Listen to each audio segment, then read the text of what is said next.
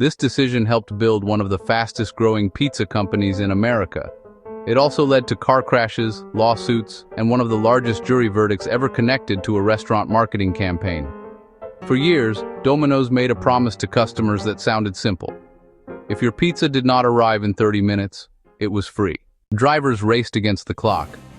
Managers watched delivery timers. Stores pushed for speed above everything else. Because every order came with the same pressure: beat the clock, or the pizza costs the store money. At first, the idea sounded brilliant. Customers loved it. The promise was easy to remember, easy to repeat, easy to believe. 30 minutes, or it is free. But behind that simple sentence was a massive risk. Because delivering food quickly is not just about cooking. It depends on traffic, weather, distance, and the person behind the wheel. Critics began asking a difficult question. What happens when a company builds its entire brand around a ticking clock? Safety advocates warned that drivers might feel pressure to rush. Lawyers argued the policy created incentives for reckless driving. And as Domino's expanded across the United States, reports of accidents involving delivery drivers began appearing in lawsuits and news coverage. Eventually, one of those cases reached a courtroom. A jury awarded damages worth nearly $80 million. The case shocked the restaurant industry. Suddenly, the famous 30-minute promise did not look like clever marketing anymore. It looked like a massive liability. So why would a company ever take that kind of risk? Why build an entire brand around a promise that could expose the company to lawsuits and public backlash? And how did that same promise help Domino's explode in growth during the 1980s? To understand the decision, you have to go back to the early years of the pizza delivery business, a time when speed was becoming the most powerful competitive advantage a restaurant could have. In the 1970s, the pizza market in the United States was crowded. Local pizzerias dominated neighborhoods across the country. Large chains existed, but none had completely mastered delivery. Pizza Hut was already one of the biggest names in pizza, but its restaurants focused heavily on dine-in customers. Many locations were designed for families to sit down and eat. Delivery existed, but it was not always the center of the business. Domino's took a different path. The company began as a small operation in Michigan in 1960. Its founder, Tom Monaghan, believed something simple. People ordering food at home wanted it quickly. Instead of building large dining rooms, Domino's focused on delivery and carryout. The stores were small. The menus were simple. The kitchens were optimized for speed. Domino's did not try to offer dozens of different meals. The goal was simple: make pizza, deliver it fast. But speed alone was not enough to stand out in a crowded market. Customers had many options when they wanted pizza. Local restaurants competed on taste, others competed on price, some relied on convenience. Domino's needed something more powerful, something that would instantly connect the brand with delivery speed.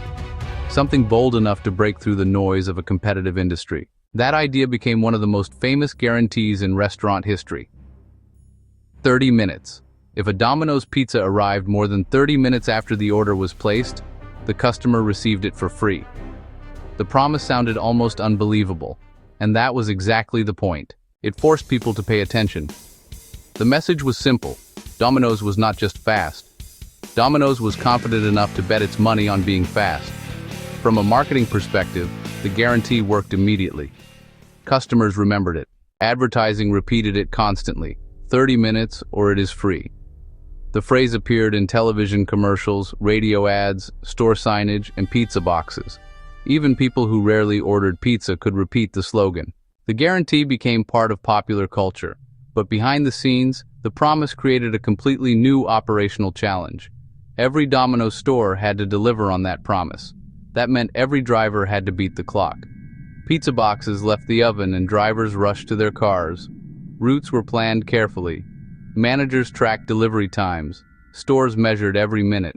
If deliveries ran late, the store lost money. And if too many pizzas were free, the marketing strategy could become expensive very quickly.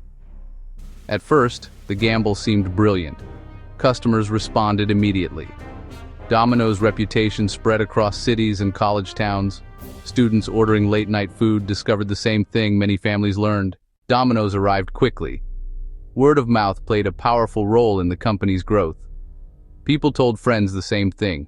Order Domino's. It gets there fast. During the 1980s, the company expanded rapidly. Franchise locations opened across the United States.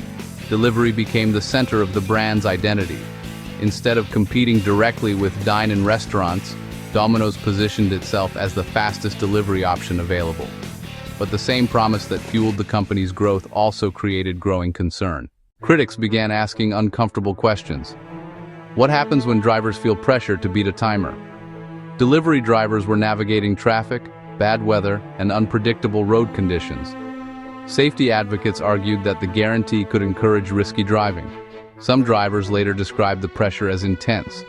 Every late delivery meant a lost sale, and every lost sale affected the store. As Domino's expanded, accidents involving delivery drivers began appearing in legal cases. In several lawsuits, injured people argued the company's policy encouraged unsafe driving.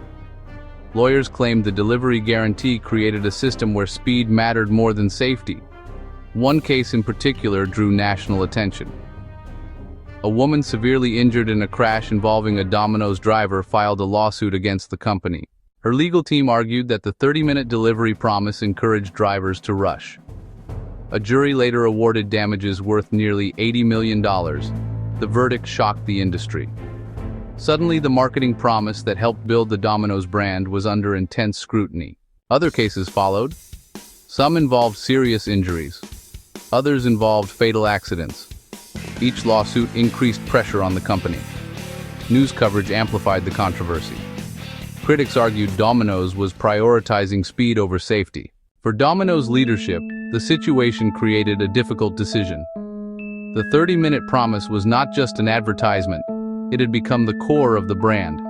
Customers associated Domino's with speed more than anything else. Removing the guarantee risked weakening the company's strongest advantage, but continuing the policy exposed the company to growing legal risk. For years, Domino's defended the strategy. Executives argued that drivers were instructed to obey traffic laws. Safety policies existed. Training emphasized responsible driving. But lawsuits continued.